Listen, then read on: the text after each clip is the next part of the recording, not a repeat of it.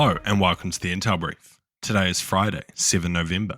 I'm your host Daniel, and today we're going to talk about Poland has offered military training to all of its citizens. Iran has released a French couple as Paris released an Iranian prisoner. And the Habsburg family has unveiled secret royal jewel stash in Canada. So firstly, Poland is set to introduce a new military training program this month that the Defence Ministry said on Thursday. The Always Prepared program is part of a wider plan to train up to 400,000 people by 2026. The Poland Defence Minister said that the program, which he dubbed the largest defence training program in Polish history, would be available to every Polish citizen from primary schools to old age pensioners. The plan looks like they're essentially going to train people in a range of skills such as survival skills, medical training, and even cyber security or cyber skills, I guess you would call it, which apparently also covers online security and stuff like that. So what? I wrote about this last night, and I think it's an absolute great kind of plan, especially with the whole, if you want to do it, you can be a part of it. If you don't, you don't. Kind of gets away from the issues around large-scale conscription or mandatory service. However, in some countries, I think that makes complete sense. But yeah, so I think it's a really good plan. If it does get up to 400,000 people, that's a very considerable force that are trained in military skills. I think the idea of it is for Poland to turn their citizen base into essentially a large military force that kind of puts off any form of military aggression, especially from Russia, though they'd still almost certainly be outnumbered significantly. But yeah, if you look at Finland, they're a good example of what happens if you have long-term conscription, where every citizen has military training, and any ideas about invading Finland is basically a death trap, because not only do you have to fight through the formidable Finnish forests, which there's many a story about, every citizen is a soldier, so you're really up against it in that regard. And next, French authorities have released an Iranian national on Wednesday in what Tehran said was part of a deal involving the release of French nationals serving heavy prison sentences in the Iranian capital. The Iranian Foreign Ministry confirmed that they will release the couple once they receive the Iranian prisoner held in France.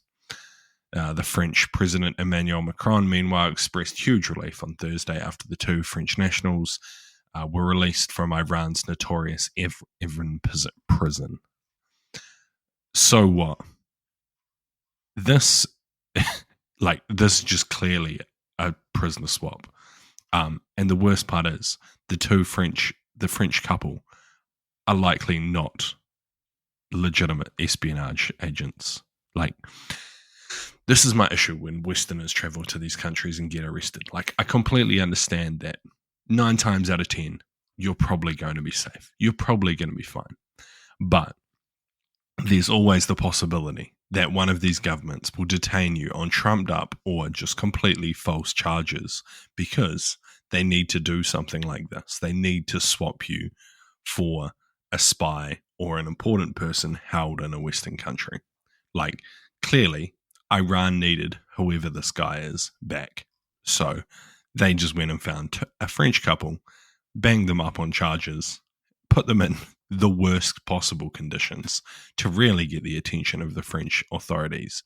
And then bam, suddenly you're trading them for, people that are held in France on legitimate charges. Similar things were seen in Russia with the US. I forget that female basketballer, she got traded for fucking the Merchant of Death, shit like that. This is the risk of traveling to these countries, and why I would definitely not encourage people to be going to countries that your government has issue with, even if you don't personally, even if you think everything's fine. Other people have other motives, and you can get absolutely fucked over. And lastly, the family of the Austrians' last emperor on Thursday announced plans to publicly display a private jewellery collection that's been hidden in a Canadian bank vault since World War II. The whereabouts of the jewellery remains a family secret for more than a century. Yeah, there's not really much else. There's a sick picture. I would definitely Google it. So what? Not really much to add here. I thought it was just cool. It's pretty crazy to see like jewels that were smuggled out of Europe during World War II and hidden in a Canadian bank vault ever since coming to be displayed. Like one of them is the Florentine diamond, which is massive. The Habsburg family has also thanked Canada for keeping the jewels safe all this time. This shit just cracks me up because it's like the Habsburgs, like the name is still clearly fucking cool.